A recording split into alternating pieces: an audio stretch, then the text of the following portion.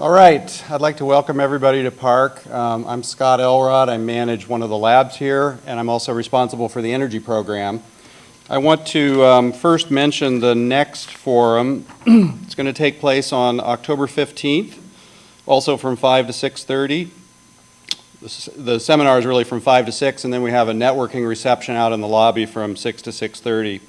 The speaker is going to be Dr. Elon Gur. Elon was a program director at ARPA-E for a number of years, and now he's come back to Lawrence Berkeley National Lab, where he's set up essentially a startup and entrepreneur incubation function called Cyclotron Road, and his title is New Habitats for Hard Technology. So please join us for that one. First, I'd like to say thank you to our local assembly member, Rich Gordon, for joining us today. Thank you. And let me now introduce our speaker, Wade Crowfoot. He is the Deputy Cabinet Secretary and Senior Advisor to Governor Brown. He's been working in the Brown administration since 2011, and he has a pretty broad portfolio, including transportation, infrastructure, military and veterans issues, and he told me today that that includes having to travel to sites all over California when there's a disaster, so the Middleton fire, et cetera, et cetera, et cetera. So I must be on the road a lot. But he's really a key person driving the agenda to control climate change. Prior to joining Governor Brown's administration, he was a regional director for the Environmental Defense Fund. And in that role, he helped lead EDF's 40 Western regional staff and worked with leaders throughout California on topics of climate, water, and ocean policy. Prior to that, he was a senior environmental advisor to Gavin Newsom, and he developed their energy, transportation, and waste policies and managed the mayor's state and federal environmental agendas. Wade has a bachelor's from University of Wisconsin-Madison and a master's degree in public policy from the London School of Economics. And he is going to give a talk without PowerPoint, for which I think we owe him immediately applause. Great. Well, thanks. I should just sit down. I've earned your applause. I'm in a good mood today because it's raining. Right? I mean, I think if it rains this winter, every time it rains, I think everyone's going to walk around with a smile on their face. I am point in the governor's office on emergency management, so that includes drought and wildfires, potential flooding this winter, and I'm going to talk a little bit about that because it's really connected today. So what I'm going to try to do in about 30 to 40 minutes is to share the story of California and climate change, at least as I see it and we see it in the Brown administration. And it's a pretty exciting time to actually talk about climate change in California. For one, climate change is on the national and international political and policy agenda. Clearly, President Obama is become increasingly vocal on the need to take action on climate change. We are coming up on this terribly important international negotiation in Paris in December, where the nation states of the world are going to try to come together and identify how we are collectively going to reduce greenhouse gas emissions. And then just this week, it's pretty remarkable, of course, the Pope giving voice to climate change. And if you would have said a decade ago that it would be the position of the Pope that was leading the charge on climate change, I think most of us would have been incredulous. So one is, the time is ripe to actually take meaningful action on climate change. Secondly, it's exciting to be here to talk about climate change in California because California is right in the middle of it. California is the 7th largest economy in the world, 8th largest depending on the week. And arguably, it's taken more action to reduce greenhouse gas emissions than any other place on the planet, which is really important. The person I work for, Governor Brown, has in the last 10 days met and discussed climate change with President Xi of China, Prime Minister Modi of India. He's been, hopefully this isn't him calling me, telling me to do something. It's not. But he's talked to leaders of China, India, at the UN in New York. And the reason he has that type of stage is the leadership of California over the last 20 years on climate change. Both, I'll say Jerry Brown, certainly his predecessor, Governor Schwarzenegger, certainly the state legislature, local leaders, companies, et cetera. So California is recognized as a global leader on climate change. And then maybe the third reason why it's interesting to have this conversation now is we're experiencing the impacts of climate change much earlier than many of us perhaps thought that we would be experiencing climate change. And that's really where I want to start my conversation, or my talk here today, is paint for you the context and the picture of what we're dealing with in California. You all know about the drought we're in the middle of. Who has reduced their water use significantly? Raise your hand. All right, who's brave enough to say you haven't? All right, hopefully everybody has. But the short of it is, as you know, we're in a drought of historic proportions. We're in our 4th year of drought. Some of the most compelling impacts, that just to give you a sense, is there are upwards of 5,000 to 10,000 people living in California that don't have drinking water right now as a result of the drought. They literally go home and turn on the taps and no water comes out. Well, why is that? These people live in portions of the state that depend on groundwater, water that's stored in underground aquifers. And what's happened is groundwater acts as a savings account. And many communities get both water that runs through rivers and from reservoirs and groundwater. And when there isn't that surface water, you increasingly pump groundwater. Well, the folks who are out of water have these very shallow domestic wells. And as groundwater pumping has intensified, the water table has dropped below their wells. So we're actually spending millions of dollars helping these folks just retain bottled water to drink, in some cases putting temporary water on their yard.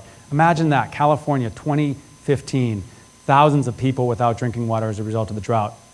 If you look on the environmental side, a nonpartisan report came out last month from the Public Policy Institute of California, and it says that if the drought continues in the next year, we could be facing the functional extinction of 18 native fish species. And these are not only species that you've never heard of in some obscure lake in California that are endemic to a small area. These are iconic salmon species that have been returning to California's rivers for 10,000 years. We're in danger of losing those species within a year if the drought continues. And then, of course, you've seen major areas in the Central Valley tremendously hard hit as a result of a lack of water for agriculture. California has actually, last month, provided its 800,000th box of emergency food aid to unemployed farm workers. Farm workers that don't have a job because the folks that they work for don't have water to grow crops. Gives you a sense of how serious that is. Drought, wildfires. We're seeing wildfires burn with an intensity that has never been experienced by firefighters in California. This year, there are over 6,500 fire starts. That is, a fire started somewhere in wildlands in California. That's over 1,500 to 2,000 more fire starts than the normal season. More importantly, our firefighters are seeing fire move faster and more aggressively than they ever have. Last year, east or west of Lake Tahoe, there was a fire called the King Fire up Route 50. That fire made a 15-mile run in one day, coming within 12 miles of Lake Tahoe. Our CAL FIRE and our federal firefighting partners were stunned. They'd never seen fire move like this. And of course, it's because the forests are drier than they ever have been, and the temperatures are warmer than they ever have been. You mentioned the fire in Lake County. There are 4 firefighters that were put in the hospital because they went to put out a fire, a very normal brush fire. And as I mentioned, 6,500 fire starts in California. Vast majority of those get put out very quickly because we have these wildland firefighters in different parts of the state. And they went to attack this fire, which was a brush fire. Normally you put that out, obviously, and what happened was it essentially ignited the trees quicker than they ever could have imagined. And they literally had to, they explained to the governor, because I facilitated a conversation with the governor and these firefighters, they explained literally running for their lives from the fire. They had to do something called sheltering in place, where you have, in the worst kinds of emergencies, you have these shelters where you literally go on the ground, put the shelter over you, and let the fire run over you. That's how fast the fire was spreading, and unfortunately resulted in second-degree burns for these 4 firefighters, all whom will survive, but serious. So that's wildfires. Another impact you might not see, just if you really want to be depressed, because if you're not depressed enough already, is the massive die-off of trees in California. So upwards of between 15 and 40 million trees in California are dead or dying. And why is that? In many cases, there are endemic species. These are not invasive species, but endemic species, a bark beetle that typically preys on trees in California. Well, typically the bark beetle has limited success as a result of trees having ability to naturally repel the beetle from carving into the core of the trunk. Well, because they're drought stressed, they don't actually have that water to repel the beetle. So this beetle, that's usually really limited in its scope of damage in California, is essentially running wild.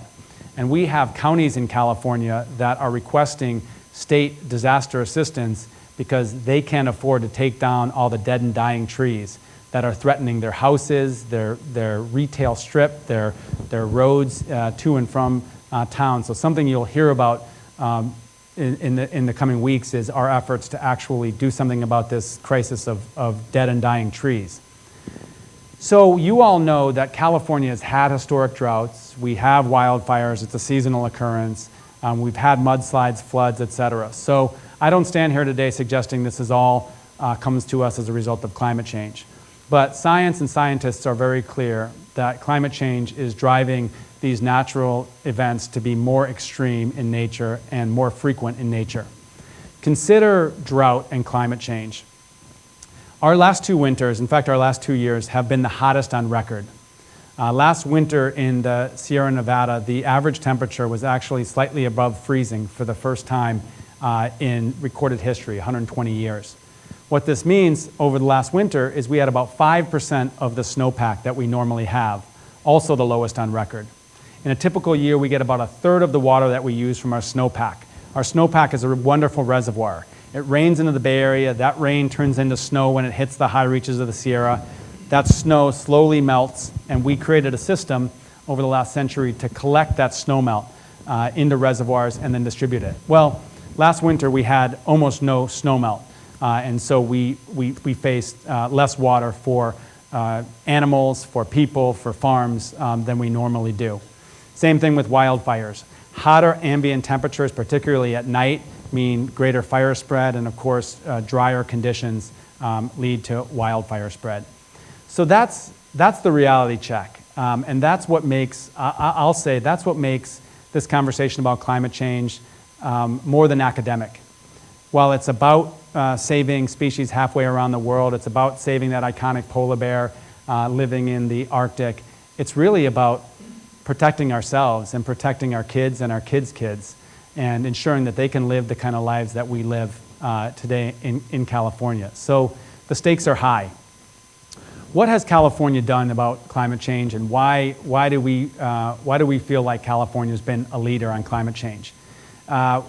One fact, California accounts for less than 1% of the greenhouse gases that create climate change in the world. So we are not doing it, we are not solving climate change alone in California. However, as I said, we're the 7th largest economy in the world. So if we in California can actually take meaningful action on climate change and reduce greenhouse gas emissions in our jurisdiction to the level that they need to be reduced around the world, we essentially prove what can be done. We prove that we can continue to grow economically and thrive while reducing the pollution that we put into the air. So the sort of environmental leadership of California starts probably 50 years ago, but I'll pick up the story in 2007 when the state legislature approved a law called Assembly Bill 32, or AB 32. And it did what no other jurisdiction had done in the United States, which it made it law, state law, that greenhouse gas pollution must be reduced a certain amount by 2020. And that was in 2007 to get back to 1990 levels by 2020. And at the time, it was quite revolutionary. Governor Schwarzenegger signed it, and it got him on the cover of Newsweek, spinning a globe, if you remember that. Really remarkable. Remarkable for the legislature's leadership. It was the first time that a Democratic legislature and a Republican governor got together on climate change. And it was a big deal. And it was a relatively short piece of legislation, set the target, and then it directed California state agencies to develop a scoping plan of how to get there. And California agencies did that and identified about over 50 programs that each in their own way reduced greenhouse gas pollution. One of the most noted programs was our cap and trade program, where we identified the largest sources of pollution, stationary pollution. So think cement plants, power plants, factories, the largest sources. And we essentially, as a state, put a cap on their combined pollution. And that cap decreases over time. So it's guaranteed to actually reduce pollution from those sources. But then within that cap, it allows companies that are required to reduce to essentially trade their reductions. So those companies that are able to reduce more quickly than others actually benefit economically because they can sell their credits to a company that's having a harder time reducing their pollution. And the theory is, and I happen to subscribe to it, is you have a set cap that guarantees pollution reduction, and then you create economic incentive for companies to actually chase pollution reductions for economic profit. So interesting thing about cap and trade is it only represents about 20% of the emission reductions that AB 32 needs to generate. Other policies have become fairly well known. One of them was to require that a third of our energy generation in California comes from renewable resources. So that's solar, wind, geothermal energy. Again, quite radical at the time. A big debate happened about whether we would actually be able to reach 33% of our energy generation in a state as big as California from renewable resources. And I'm glad to point out or identify that, tell you that we are going to reach that 33%, and I'll talk about going beyond that in a moment. If you break down the pollution, the carbon pollution or the greenhouse gas emissions in California, almost 40% of our emissions come from transportation. So they come from you and I driving here in our traditional cars. They come from Target shipping goods from China through California ports into California stores. They come from all types of transportation, 40%, quite a lot. So this scoping plan based on this bill in 2007 called for a number of programs, one of which was continuing the state's requirement that large automakers actually sell electric vehicles in the state. Many of you probably know about the Chevy Volts and the Nissan Leafs or the Toyota plug-in Priuses. What you may not know is the primary catalyst of the auto companies bringing those products to market was a California law that said if you sell over a certain amount of vehicles in the state, if you want to sell, you have to bring a zero-emission vehicle to the California market by a certain date. And there was all sorts of consternation and almost a decade of litigation between the auto companies and the state won. And what's resulted is the auto companies developing what are remarkable vehicles and a policy that's led to the largest manufacturer of automobiles, the only manufacturer of automobiles in the state, Tesla, which is of course not too far from here, 11,000 employees. So in 2007, you had this big suite of programs that have been implemented. And the good news is we're on track to reach the 2020 goal, which is quite remarkable. But here's the reality check. If we're going to actually do our part to achieve what's considered needed to be done in the long term to get climate under control, we need to reduce our emissions in California by 80% by the year 2050. And frankly, I would just say, the science tells us if the world does that, if the world can reduce its emissions by 80%, we can live in balance on this planet without continuing to worsen climate change. Now that's a big goal, and it means fundamental transformation of the way we live our lives. In advance of that, you have to you reach a destination and you take a journey one step at a time. And so the governor and the legislature this year have talked about an aim towards an interim target, a 2030 target. So we're at 2015, and in the governor's inauguration speech, the speech of his last term as governor, he set forth really four big kind of moonshot goals that have framed the conversation. One is by 2030, we will generate over half of our energy in the state from renewable resources, so up from 33% to 50%. We will double energy efficiency savings in existing buildings in California. And I'll mention, in California, we do a very good job at requiring new buildings over time to be more and more energy efficient. And believe it or not, we're on a path that after 2020, new buildings in California will be net zero energy, which means they generate as much energy on site as they use. And that's great news, but those are only new buildings. The vast majority of buildings in California are already built. So the governor's second goal was to double the energy efficiency savings in existing buildings. The third was to reduce our petroleum use 50% by 2030. I mentioned that 40% of our carbon pollution is from transportation. So if we're going to reach that 2050 goal, an 80% reduction of that of overall in pollution, we have to transform our transportation system from primarily using fossil fuels to primarily using zero-emission forms of energy. Plug-in electric vehicles, fuel cell electric vehicles, electrified high-speed rail. So that was his third big one, a 50% reduction in petroleum. And then the fourth one relates to this target, this greenhouse gas reduction target, which is reaching a 40% reduction by 2030. And when the governor set those out, I'll speak for myself, I was really proud because it does demonstrate a vision of where we need to go. Not an easy pathway, but you're not going to get there unless you set yourself a target. The legislature followed, and certain legislators proposed legislation to take essentially what the governor called for and put it into law. And you all know, as a sort of civics 101, in order to pass a law in California or the US Congress or in local government, you need the legislative branch and the executive branch.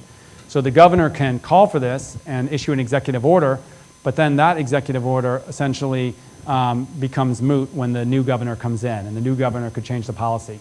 To codify this into law, much like we did in 2007 with Assembly Bill 32, we need a law. And so the leader of the state Senate, Kevin De Leon, proposed a bill called Senate Bill 350 or SB 350, and that was the source of considerable debate in the last couple of months.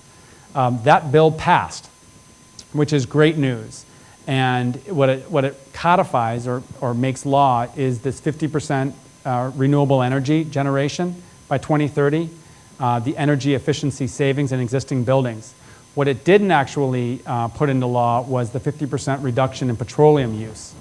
And that was heavily opposed by the oil industry. And Assemblymember Gordon could probably tell some war stories about the last couple of weeks of the legislative session. But there was a great amount of lobbying by the oil companies that were strenuously opposed to that target. And so that target has not become law at this point. Governor Brown was very clear that he is not deterred by that over the next 3 years in his administration, he's instructed our agencies to actually set policy to reduce petroleum use. And what we're talking about here is not to tell people which type of cars to drive or to tell auto companies that they can't make certain vehicles, but we're really focused on expanding consumer choice.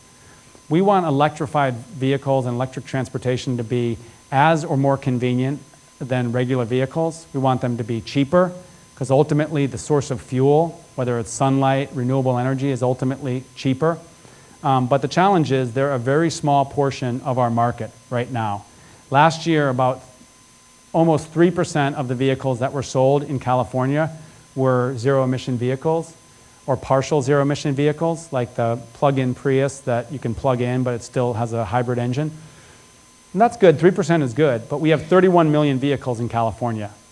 And a very small portion of that vehicle fleet turns over every year. So when you talk about 3% of that, we're only scratching the surface. So big question moving forward is, how do we move from what is a promising technology to what is a mainstream technology? So that's really the plan moving forward is as policymakers, and the policymakers I work for and we work for in Sacramento, are focused on trying to create a framework that unleashes technologies, that unleashes new ways of doing business, moving around, creating energy in a manner that achieves our overall goal. Now, we are lucky in California, and I would say if we can't do it in California, it's probably very difficult to get done anywhere. Because if you think about California, not only do we have sort of a strong environmental ethos among our residents, which is helpful because it supports leaders like Assemblymember Gordon actually display leadership on this topic, but we also have this remarkable culture of innovation. right? And we're in the epicenter here at PARC and in Silicon Valley. And so when in Sacramento, we think about how to unleash that technology innovation. From our perspective, we do not want state government to dictate where the technology goes. We do a horrible job of that. Ideally, we want to create the incentives and then step out of the way and let technology change the way that we actually live our lives. When I was driving here, I noticed, Nest, the company that is widely celebrated in the press, that is doing this remarkable stuff around home thermostats and home temperature controls. Great example. How do we create a policy environment that incentivizes more people to use a product like Nest to control their environment? As you know, one can control from their phone. The technology exists to control the charging in your car, the thermostat in your home, the temperature of your refrigerator.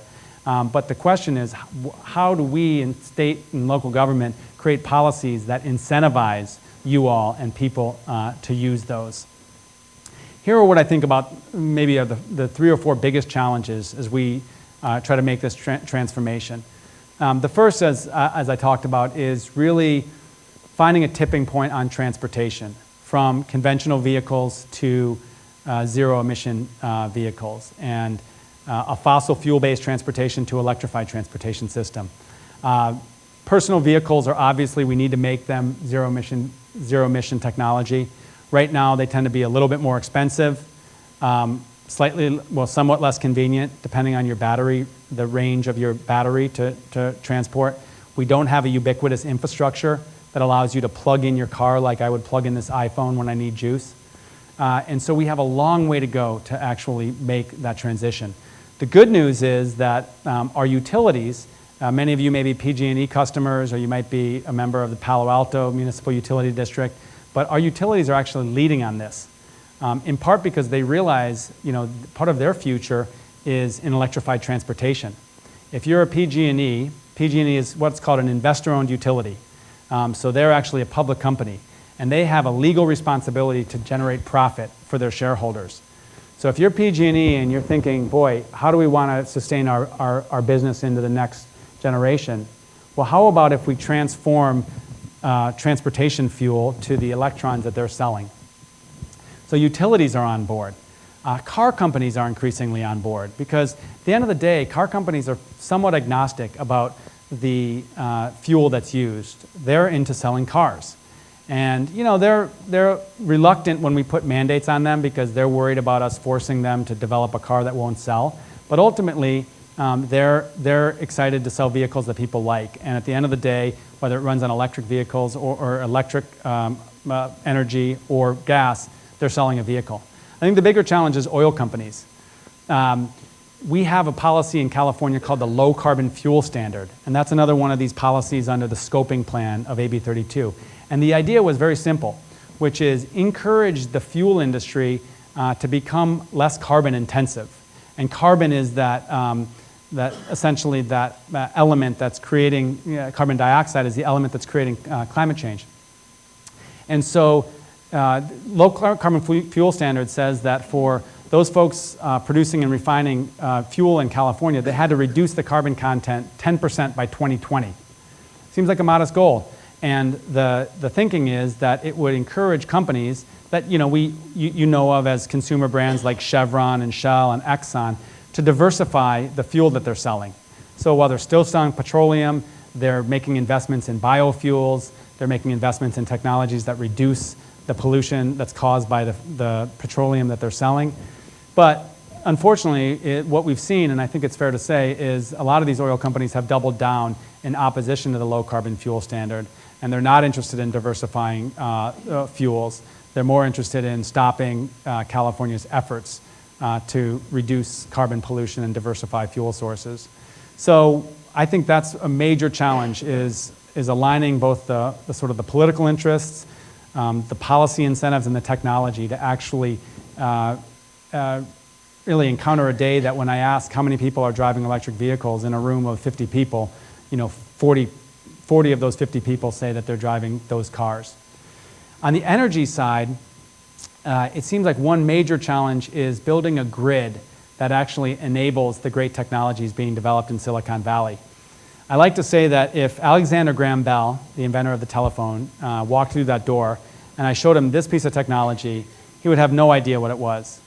Think about the amount of technology innovation that's happened in the last 30 years to create these personal computers. And it's remarkable. If you think about Star Trek in the 70s, they're supposed to be 100 years in the future, and they had these very large communication devices that looked so clunky compared to this. It's been remarkable on telecommunications.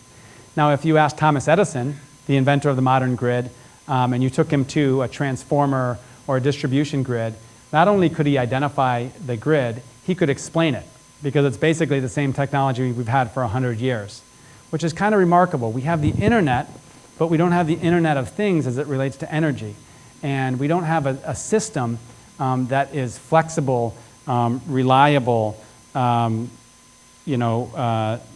changeable over time that actually enables this technology. So while we've all focused, you hear a lot of conversations about the solar cities of the world and renewable energy technologies, we need to focus more on modernizing the grid and making the grid actually achievable and enabling the integration of all these technologies.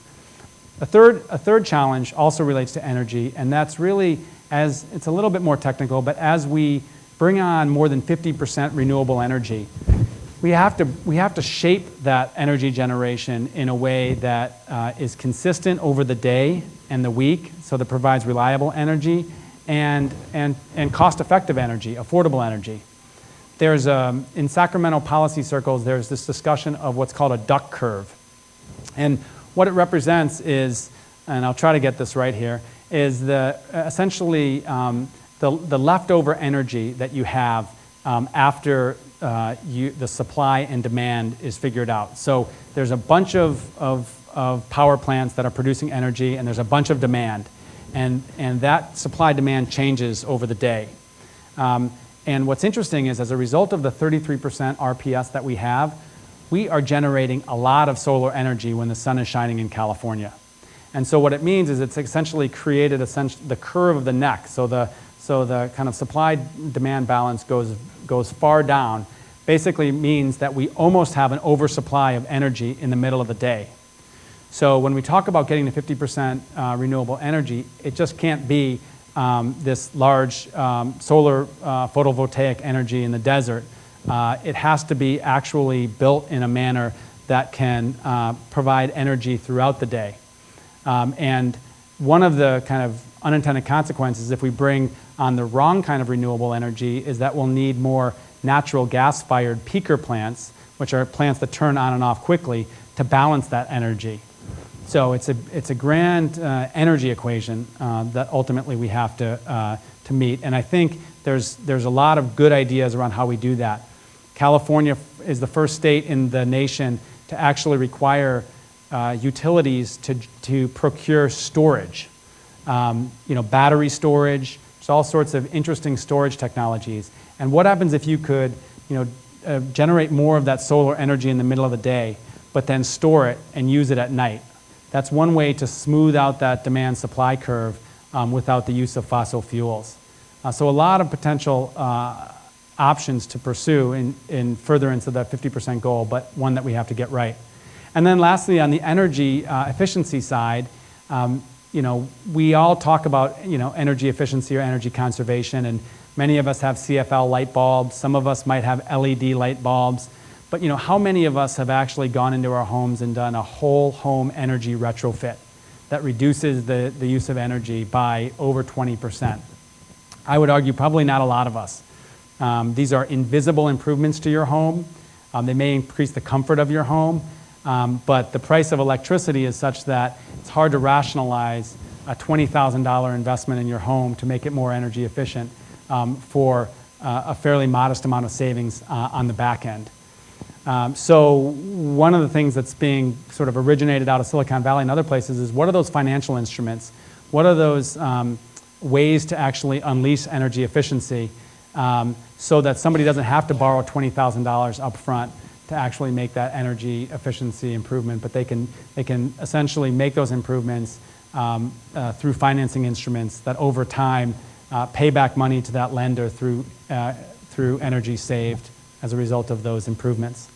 So Without getting more in depth than that, I'll say that this is this grand experiment that is California's efforts to really transform the way it uses energy has tremendous consequences.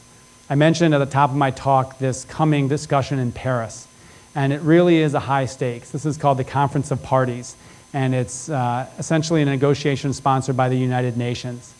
And it's a really challenging conversation, and you may remember the Kyoto Protocol. That was an agreement that was reached in Kyoto, Japan, but never ratified by many governments, including the United States. Well, the scientists suggest that we really don't have a lot of time to begin to control greenhouse gas emissions before we reach a point where the impacts are pretty catastrophic. And these Conference of Parties occur on a major scale almost once a decade. And so you can imagine if we have to wait another decade for the negotiations to line up. Probably most promisingly, President Obama and President Xi of Japan, or of China, have come together and really exercise leadership. And this is really important because the international negotiations were stymied because of a major conflict between the so-called developed world and the so-called developing world. The developed world says we all need to reduce our pollution. I'll simplify it. We all need to reduce our pollution by X%. But those developing countries say, wait a minute, you gained the affluence that you have through hundreds of years of pollution creating industries. And we have some large portion of our people in poverty. And you can't hold us to the same standard that you now hold yourselves to because you have benefited from all of that industrial growth. And so that's really meant a lack of progress. Well, the US stepping up and China stepping up as the leader of the developed countries and the leader of the so-called developing countries is a big deal. The US has stepped up through President Obama's executive power and the so-called clean power plant rule that reduces emissions from power plants and said, look, we're actually reducing our emissions in the United States. We're stepping up. And China, for the first time, has stepped up and actually identified publicly legally binding targets to peak its emissions. China has a big challenge because they have over 1 billion of people in pretty intense poverty, and they're trying to grow at a rate that means on the natural their emissions would increase. But amidst that challenge, they've actually stepped up and said, we're going to limit the carbon intensity of our economic growth. So that's created all sorts of disruption in what was normally this kind of bifurcated international negotiation process and created some amount of potential for Paris to actually be meaningful and potentially a breakthrough. Governor Brown will be in Paris. He's spent a lot of time traveling around the country and around the world, basically holding up California as a model that we're stepping up. We're committed in the state, thanks to our residents, local government, state government. We're actually working to get it done, and we're going to show that it can get done. He's formed essentially a treaty or an agreement with other subnational states and cities throughout the world, the developing world and the developed world, an agreement to keep emissions under 2 tons per person per year, which means about an 80% reduction for a country like the United States, but then allows for growth in some of those developing countries. In other words, trying to reach an equality of emissions per person in the world. So as I said, it's an exciting time and appreciate your interest in the topic. We have about 15 more minutes, so I'd ask any of you if you have questions or comments or observations that you'd like to share.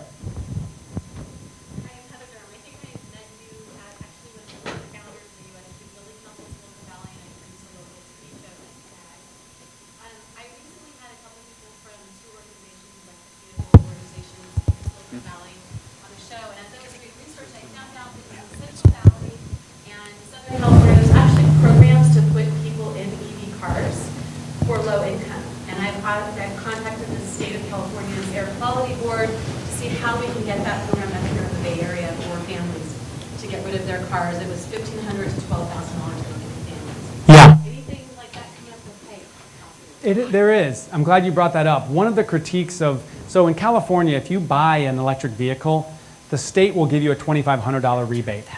And that's on top of a $7,500 federal tax credit that you get. And that's a big deal, and it reduces the price of vehicles. But guess what?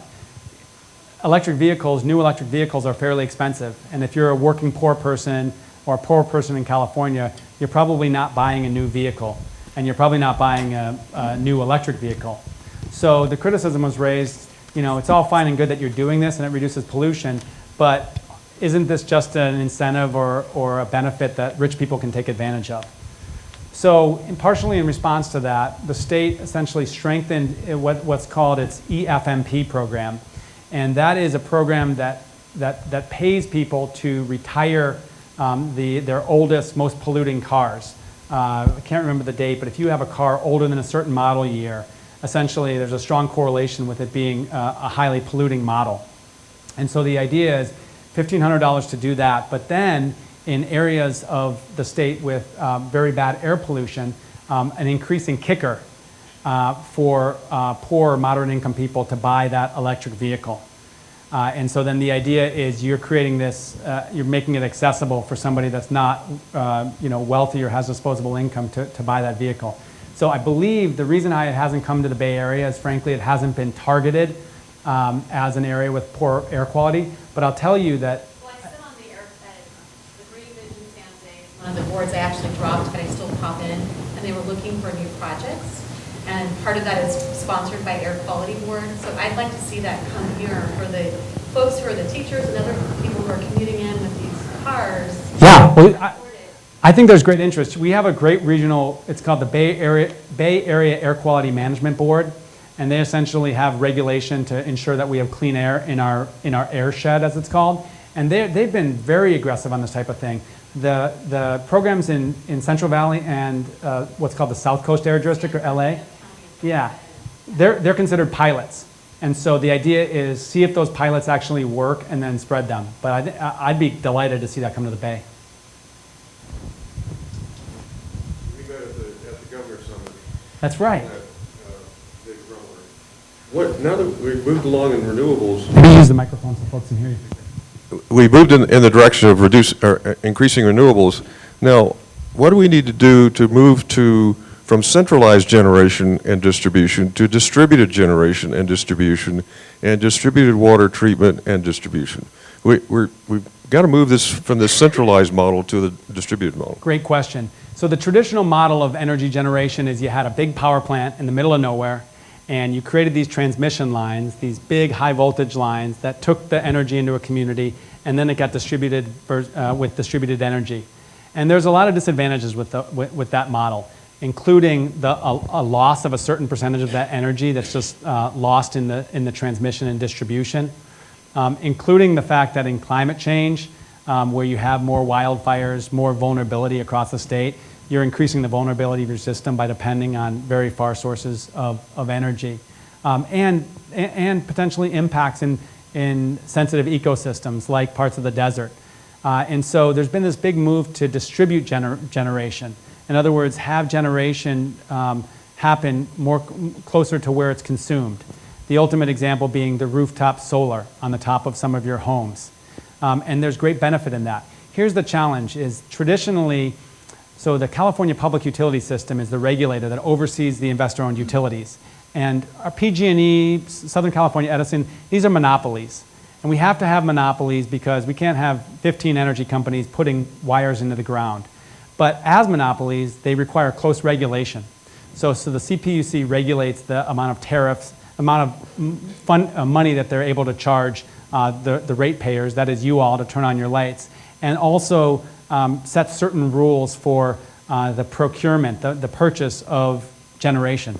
So without getting too detailed, I would argue that historically, distributed generation has not been valued in those tariffs in a way to really capture the ancillary value of being more reliable, less energy loss, local economic benefits. So what happens is it's actually cheaper on a kilowatt basis to just build a giant solar energy field in the middle of the desert. And it's more expensive on a per kilowatt basis to do so on the home. And if you just look at it as an apples to apples comparison of the development cost, you'll say the big stuff's cheaper, better for the ratepayers, and so the utilities will go in that direction. But there's an effort of the CPUC to actually integrate all of the value of distributed generation. And there's a lot of folks that think once you actually calculate all of that value of distributed energy generation, it actually competes quite favorably to the larger central station stuff. So I think in answer to your question, it's actually about calculating and integrating and internalizing those values into the cost or the benefit of the electricity. And as a result, it will compete more favorably with the big stuff. And the same thing for water. And definitely the same thing for water. And we could do a whole nother conversation on water. That's basically what a lot of us have been thinking about for the last couple of years. Yeah, you can call on people. I don't want to be in that position. Yeah.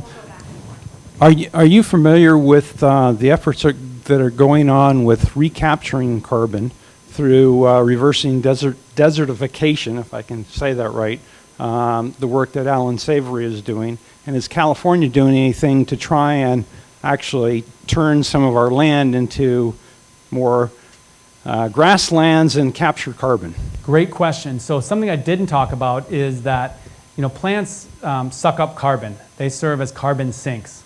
So if we can preserve, on the globe, if we can preserve more of our forests, particularly our tropical forests, which do a really good job of that, we're better at stabilizing our system. So I'd answer your question in two ways. One is there is, in California, in the cap and trade program, there is an effort to actually allow a portion of the credits that a polluting company needs to acquire to be essentially bought as offsets to incentivize some of that tropical forest restoration and conservation. So that's sort of California trying to play a role in the global effort to save tropical forests. But to your question, closer to home, there's actually some really interesting pilots where we're spending state funding on these essentially pilot projects to prove out that if you restore wetlands, for example, or restore grasslands, you are actually reducing the amount of GHGs and actually having a lot of other benefits. I forgot to mention this cap and trade program, besides reducing pollution, is spinning off about $2 billion a year in California. And by law, that money has to be reinvested in efforts to reduce the carbon pollution. So the fund that's supporting these pilots is actually coming from those fees on polluters. So I think you'll see a lot more focus. There's also a piece of this which is called the Healthy Soils Initiative. And it's really interesting. If we actually integrate more compost and more biomatter into the soils that are used in California agriculture, we'll actually retain more water, which will reduce the water usage, but it'll also capture more carbon dioxide, which is really exciting. So, I don't know if California is on the lead on this, but I'd say the last 3 to 5 years, there's been a lot more focus on this than traditionally.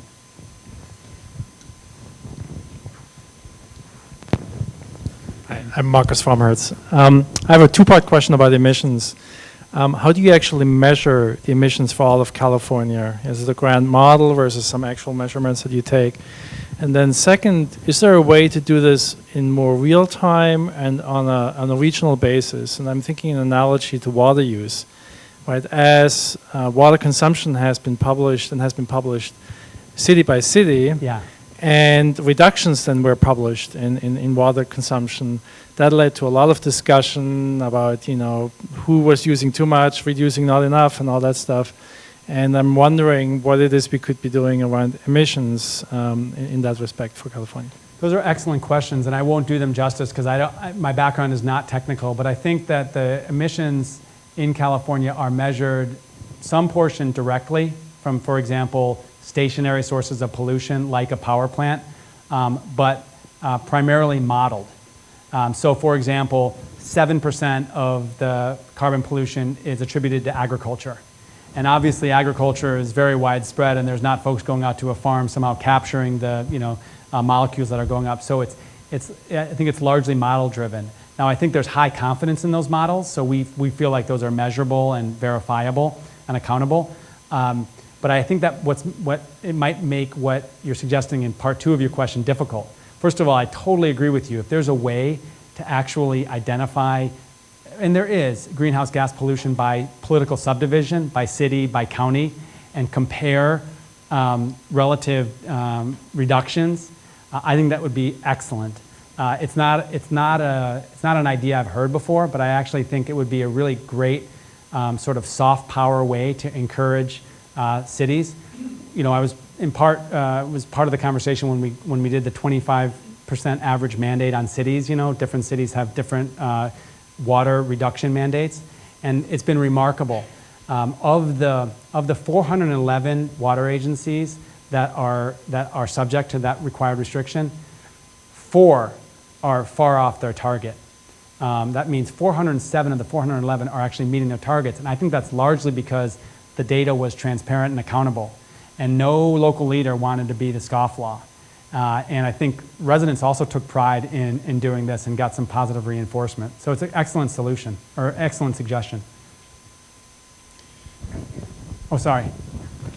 This is a question about IP and patents, or intellectual property and patents.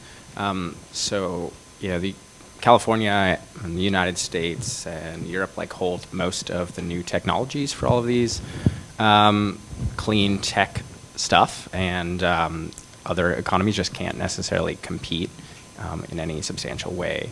I know that in terms of wind turbines, there was one Chinese company that made it into a major market share, and it's because they hacked another wind tech firm for their software, and then they were kind of sued back into oblivion. So I was wondering how IP can be shared or subsidized in a way that actually will meet any of these goals we're talking about. Boy, that's a great question. I haven't given that much thought. I would say, it's sort of like the analogy to pharmaceuticals, right? So if, they should be available across the globe to actually have the public policy, the public impact that you want. I would say that, the most common technologies, thankfully, are not subject to patent limitations like solar energy. So, you have, pretty decent solar PV or photovoltaic technology that's available in the poorest country in Africa. However, as you may not get the top tier, most expensive solar that's achieving the highest efficiency factor. So I think it's a great question around how to share that. I frankly don't know how much IP is a limitation in countries reducing their greenhouse gas emissions, but I think it's an excellent question. Yeah. Mike Ballman with Carbon Free Mountain View. Can you comment on community choice energy? Sure. Which has been implemented in Marin and Sonoma, and in fact, Santa Clara, San Mateo, and Alameda are looking at it as well as around. Because you mentioned earlier that we've got monopoly utilities, but actually CCEs can be an alternative, and yet the utilities are certainly fighting that where they can. So community choice energy, or community choice aggregation as it's legally known, is a model by which a community can decide that it wants to introduce consumer choice and introduce another essentially portfolio of energy generation that its consumers can purchase. So if you live in a CCE area, you will get your bill from PG&E regardless, but you can make the choice that you're going to go with this alternative provider of energy.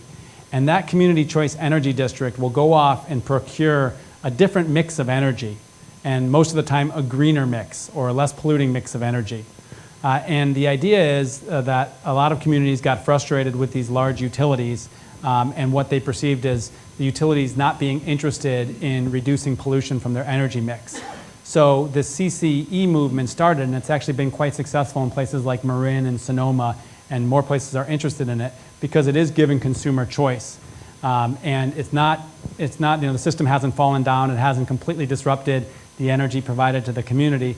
It's simply given another choice for consumers and resulted in more renewable energy being generated by that community.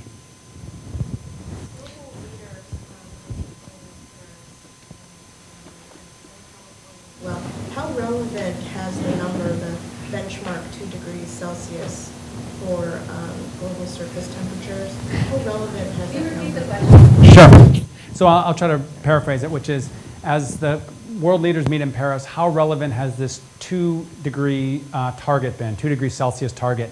The 2 degrees Celsius target is essentially the ceiling by which the best climate scientists in the world say we can't exceed without causing just major catastrophe across the world. And so I think it's largely acknowledged as a benchmark to aim toward. different scientists are sort of tweaking that up and down. Some scientists feel like we're already going to go above 2 degrees. And I think the agreement that the governor has started, and now 41 subnationals from throughout the world are on, is called the Under 2 MOU, specifically focused on the 2 degrees Celsius and the under 2 tons per person by 2050. So I think it's a relevant benchmark. But I think the great thing is, and kind of the sad thing about the U.S. is throughout the world, there's not a great debate about whether human-induced climate change exists. When we went to China with Governor Brown, the Chinese were very quick to explain that they really don't have a debate in China about whether climate change exists. The rest of the world understands it exists. The debate is, how to address it. And so I think in Paris there won't be a big debate about, is the planet warming? Is that warming going to have major impact? Which I think is a good thing and a testament to like the international scientific consensus around climate change. Yeah. I think a very interesting aspect of, I think a very unique aspect of Silicon Valley and California in general is it's a very vibrant hacker community, so-called.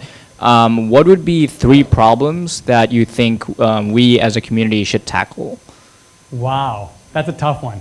And you guys can't see this because you're in the audience, but stand up and show people your T-shirts.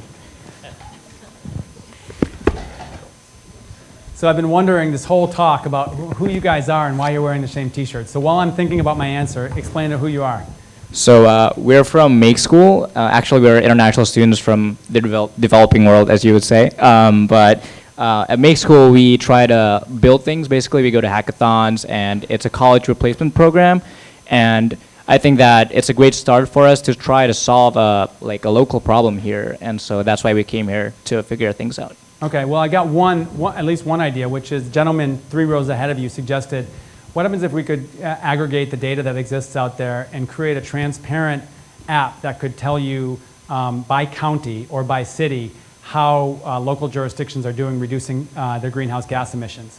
And the idea being, if it becomes transparent, the laggards get embarrassed, the champions get praised, and it creates this virtuous cycle of action. I actually think the data exists, maybe not at the level of granularity we would want, but one idea would be how to aggregate that data and kind of into a simply understood app that could yield transparency on relative success of different communities. So that's number 1. During my next talk, when you come back, I'll give you 2 and 3. Thank you. So the Department of Agriculture and Microsoft actually have a hackathon. It's a $65,000 hackathon. It starts at $25,000 and goes down, and they're looking for people who are hackers to come up with a solution to share data for farmers. So yeah, share that information, and it's going through the end of October. Yeah, and if I have a magic wand, we talk about, big data is kind of a hot topic in governance circles, but it's true, we do a really bad job in state government. Steve Cooney can agree with me or not, but he's former state government leader, but we do a bad job of utilizing data in government and making it transparent to people. So I think that there's a lot of room for actually smart, young, innovative, hacker creativity to actually figure out data in government and how to liberate it to encourage the right thing. So I'm glad you guys are here. I think we're getting the hook. Well, the hook, not quite the hook, because we have a reception out in the lobby for another 30 minutes or so, so there'll be more chances to interact with Wade. But let's thank Wade for his great